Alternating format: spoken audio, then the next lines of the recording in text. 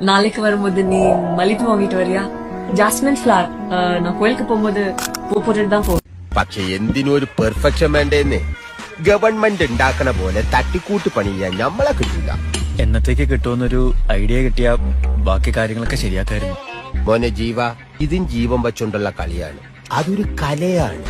നമ്മളത് ഉണ്ടാക്കണ കലാകാരൻ. പണ്ട് ഏതോ ഒരു സിനിമയിൽ മോഹൻലാല് പറഞ്ഞ പോലെ ഇതൊരു കോമ്പറ്റീഷൻ ആയിട്ടല്ലാത്തോണ്ട് ഞമ്മക്ക് ഗപ്പൊന്നും കിട്ടിയില്ല.